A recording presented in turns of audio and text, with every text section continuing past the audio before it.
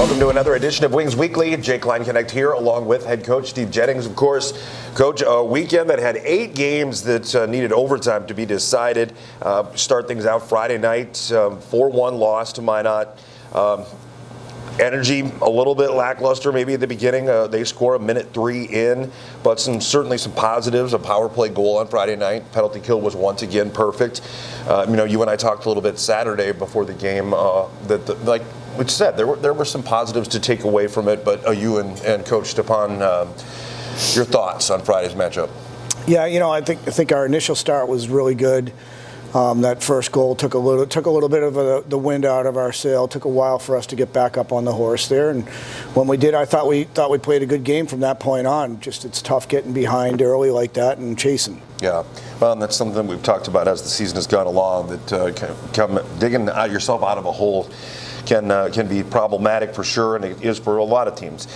Moving on to Saturday, a 5-4 shootout loss. Strong first period, up 2-0, dominated shots on goal, time of possession, hits, blocked shots, you name it, but ended up not being enough overall on Saturday night there. But certainly a night that a great crowd got their money's worth for sure. A little bit of everything going on. Yeah, from a fan perspective, I'm sure it was a very entertaining hockey game, and it's part of our job is to provide the entertainment, but also with the outcome that we're looking for, right? And so we came up short there. And, I think we had that. We were 5 seconds away from solving the whole thing. And, unfortunately, we turned the puck over late and it, get a block and it hits a skate in a weird way. And all of a sudden we're headed to overtime, right? And I felt for a lot of reasons we deserved a better fate, but we also got the fate we earned, right? And, we had opportunity in overtime. We had that great flourish around the net. How we find a way to solve a game at that point, that's just something we need to continue to work at. Right. Well, like you said, an overtime period that had some good scoring chances and a lot of excitement in it. And, of course, that goes on to a shootout. Ends up being a loss, like you said, but a very entertaining game and some positives for sure that can be taken away once again. Penalty kill was perfect. Power play goal once again. So you got to really like, what you're seeing from the power play unit, which is now up above 20%, and the penalty kill over 90, that is the best in the league. Continuing to see improvement there and scoring, it seems like a power play goal night in and night out now lately. Yeah, the consistency. We've been pushing those guys for a while to get some consistency in the game, and we're starting to see that. And also, I like the contribution that it's not always just one unit that's doing it. Mm-hmm. Both units are finding a way to contribute. So that part's really important for us, right? And and goal scoring for us hasn't really been a problem. The last time we only scored one goal was back at the end of October. And otherwise we've been putting up goals. So we're, again, taking progress and moving in the right direction. And, I'd love to, my expectation and hope was that the games coming out of the Austin weekend and the tail end of the Minot weekend previously, that we would continue with a strong push, and we came up short this weekend, and we can't be okay with that, and I'm not. Well, and what do you say to the guys? There may be a level of frustration of some players, some fans, whatever. I know I always think back to the Aaron Rodgers line when he spells out relax, because people are panicking, and there's certainly no reason for a panic with a lot of season left, and like you said, you're seeing improvement, so that's a good thing. But what would you say to somebody that maybe in the locker room even that's feeling a little frustrated? Yeah, well, first off, I'd say good. Yeah. Right, you should be frustrated because we are a better team than our record showing, right? So, but secondly, I'd say look at the progress that is being made. Our power play, probably 6 weeks ago was down at 13%, right? So that has worked up. Our penalty kill has continued to get better. Our goal scoring is going, moving in the right direction. Team play is moving in the right direction. We missed Hugo Gustafsson since Thanksgiving, right? He's been over in Sweden renewing his visa, and he got back last night. So we just Greg being over at the World Juniors. We're having a little bit of a dynamic shift, and that's okay, and that's part of a season. But I think for people, it's looking at the progress that's going on, because all the data is pointing in the right direction. When you look at possession and what's going on, and even when you look at the possession from Saturday night, where we generated a shot, was a very high statistic. And as we track that and we look at that, even though somebody may have a similar possession time, the opportunity that they actually generate that possession into a shot is typically lower against us, which is good. So we're doing things in the right way, but we just need to get around the corner and we need to get on a run. Right. Jack Weineke, an affiliate player, sees 28 shots, makes 24 saves, and some in some really big moments too, to be honest. I heard some murmurs about the goals against average that was on the stat sheet, and you and I talked prior to the game that's actually a little bit deceiving because it's based on 60 minutes of play when he had actually only played one period prior. So there's that, folks. But Jack actually, again, he came up with some big saves in big moments. There was that one time I can think of for sure where there was a 1-0 breakaway, and he was able to deny the skater. So again, some good things that you saw from him too, huh? Yeah, absolutely. And he's a young player, and coming in as an affiliate, and he's had a couple of days of practice with us, and we put him into the fire. But we put him in because we had confidence that he could actually get us in, keep us in the game, win a game for us, right? And came close. And I think another week of practice here with us, he'll that he can build off of that, right? So certainly for us, there's something there, and he did come up with some big moments in the first period. Big save in the overtime, big save in the third period. On the penalty kill in the first, we gave up a very high quality shot, and he made a great save on that. So, he did what he needed to do as an affiliate coming in for sure. Without a doubt. All right. Prior to the game, Jackson E was perhaps a bit surprised to find out that there was a letter added to his sweater. He has been named one of the assistants, and a young man that the work ethic that I see in him is not something that you see every day. Correct. Especially with this age group and so on. But you see it on the road.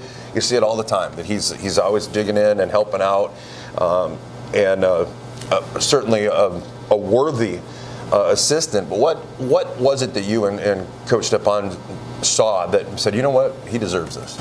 Yeah, Jackson's an old soul, right? I mean, he is not typical of his generation. So he does those little things, cleaning up, helping out the hotel staff on the road, in the locker room as we're leaving. He does all the right things without being asked. Mm-hmm. He's just doing it, right? And I think he's a student of the game, wants to get better. He's a kid who spends time with us, trying to find a way to improve his game. And then when you watch what he does on the ice, he just plays with heart. Yeah. Right? He doesn't say much, and that's the one thing I talk to him a lot. And he isn't a very vocal kid, and we want to help him find his voice a little bit because he should have a bit of a voice with what he does. He definitely walks the talk. And he's a great role model for the players here, and he's also become a reliable player for us and generating results this year. So couldn't think of anyone more deserving. And once again, congratulations to Jackson. As you said, very well deserved. Well, St. Cloud is coming up. You've got the Austin Bruins right now, 33 points, top of the Central Division. Then Minot with 33. North Iowa fell on Saturday night, so they are at 31 points. The Wings right now in fourth with 28 points. St. Cloud with 26, and then Bismarck with 16. St. Cloud swept Minnesota Wilderness out of division games this weekend and did so pretty easily. I think it was 4-0 Friday, 5-0. On Saturday. They've only got 22 games in, but they're 13-9, 26 points overall. A power play unit that's 22.1%, tied for the top in the Central Division. It'll be interesting to see how that your penalty kill matches up with them. But what do you see about the Norsemen, and what do you think you got to do? Yeah, they have a good skilled group there, and they have a veteran group, right? So they have some people with some experience. They have a bigger vet core than we do. And I think they have some confidence going in there, right? So for sure, we can't afford to have a slow start. We can't afford to be chasing the game. We actually need to get out and play wing hockey and start right from the beginning doing that. And, putting them on their heels as opposed to letting somebody else put us on ours. Right? And I think for us, special teams this weekend will be huge. They have a good PK. They have a good power play. We do too. So that's going to be an important factor in the game, and then keeping after it, right? And then, honestly, when it's time for a big save, we're going to need a big save. Yep. Right. All right. Well, Coach, I appreciate you taking some time here. I won't keep you any longer, but thanks again for joining us, and best of luck against the Norsemen. All right. I think this is our last one before Christmas, right? That's right. All right. It would be. So Well, this will be our last Wings Weekly. We'll have one more after St. Cloud, but last games. Anyway, so we'll have our second portion of Wings Weekly coming up after this, and as usual, a player will be joining me, so stick around, folks. We raise the bar on bar food with sandwiches, tenders, and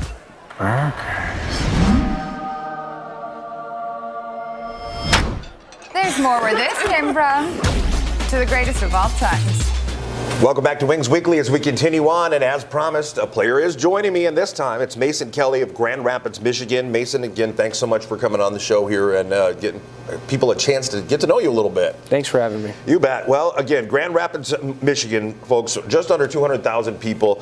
It had to be a little bit of a culture shock for you to come into a town of 27,000 and kind of go, okay, whoa, this is a change for sure. What were your first impressions when you arrived in Aberdeen? That it was a lot flatter. Yeah. And the people were much more inviting here than they were back home, which is Good great to hear, coming to a new place. For sure. The flat thing, I comment on that all the time. You can watch your dog run away for days because it is that flat, and it seems so. When you're driving into town, it just seems like there's nothing there because it's so flat. Fields. Yeah, a lot of fields, exactly. Oh, yeah. I always ask people at this point, basically, how did you get started in hockey? What age did you start skating? Was there an inspiration, maybe a family member or somebody that played?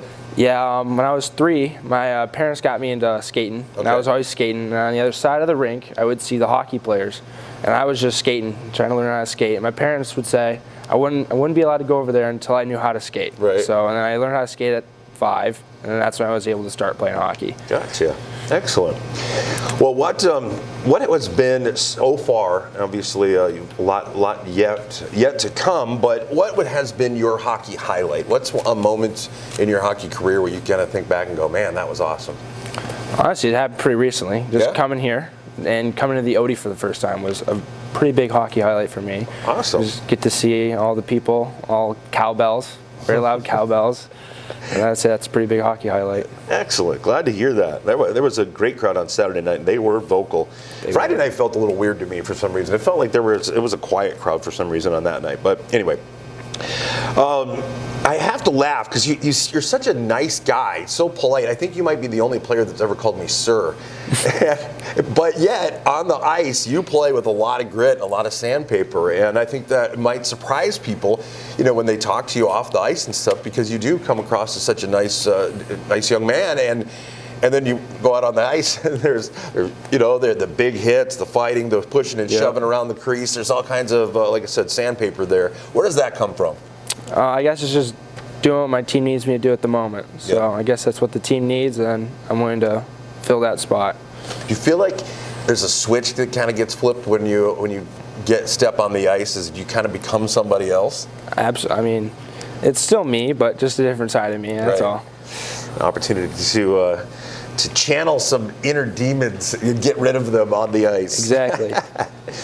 All right. Well, can't spend all your time playing hockey. So what do you like to do when you're away from the rink or working out or whatever? Do you have any hobbies or interests? I like to go fishing. Yeah? Fishing's big fun. By me, we catch large and smallmouth bass, which is always fun. They give a great fight. Sometimes you get lucky with a northern pike sometimes. Sure. But. Excellent. Do you have any go-to song? Is there a pump-up song that you would like to listen to? Recently, it's been a bunch of Motley Crue songs. Yeah? That's been recent. Nice. But normally I'm just a straight-up country song guy. What's the Motley Crue song that gets you going? Live Wire has been going. Take Me to the Top's also good. Live Wire was the first one that popped into my mind. Good to hear it. Good to hear it. Oh yeah. All right. Song to get you going. How about a game day routine? Do you have anything that that you have to do, or not? I shouldn't say have to do, but a routine that you try to follow? Yeah, I guess I try to eat the same thing every time, either like a sub or chicken and rice. It's one of those two. I'm usually at the rink like 30 minutes before I'm supposed to be here, and I kind of pace around. I do stretches before warm-ups. You see that sometimes. Other than that, I'm pretty simple. Okay. So. All right. Well, we've got Christmas coming up here. Do you and your family, do you have any traditions or anything? What does a Christmas holiday look like for your family? We usually go over on Christmas Eve. We go see all the family, and that night we'll either go to Benihana's or it's a pizza night on Christmas Eve. And then Christmas morning we have fun with the grandparents, and then we talk to them till like midday, and we just make our way home. Excellent. Benihana. That's yeah. Interesting Christmas tradition. It makes me think of Christmas Story. You're going to have the duck in the Chinese restaurant. Okay, a couple of goofy questions here for you. Would you rather be stuck on a deserted island, nothing else around, nobody else around, or be surrounded by annoying people for an entire year? You have to one or the other for an entire year, all by yourself, or surrounded by people, but they're kind of annoying. I'm on an island, so that means it's beach and sand, water. Sure. I'm rocking with the beach. Okay. Just gonna. All by yourself. All by myself. I'm gonna have fun building sand castles. Maybe fishing. There you go. All right. Yeah, Christmas coming up. Would you rather be Santa Claus or the Easter Bunny? Santa Claus. Quick answer. How come? I can fit down the chimney. Here we go. All right. Another one. Would you rather win $100,000 or have a friend win $500,000? But you can't get any of their money. They can't give you anything or buy you anything. So would you rather win $100,000 or have a friend win $500,000? I would have a friend win $500,000. Just, there's more money. There's more money, but you don't get any of it. Yeah, it's all right. It's all right. Gracious. That, okay. So that's enough with the goofy questions. How about this? St. Cloud coming up. You've got the Norsemen. You've seen this team before. They have fewer games played, but they've seen some success. And obviously, coming off of a big sweep over the Minnesota Wilderness, they're going to have some confidence, no doubt. Exactly. Our first trip over to the MAC in St. Cloud. There. What do you guys as a team have to do to come away with some wins against the Norsemen? We're gonna get our bumps, play physical, and we're gonna keep our heads straight. So we're all gonna use each other, and we're gonna try to beat them. Try to sweep them at home. Yep.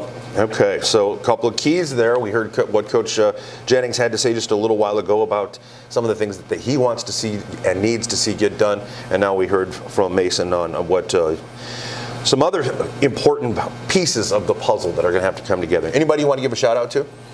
I'd like to shout out my family. My brother Carter, my mom, my dad, and my girlfriend Katrina.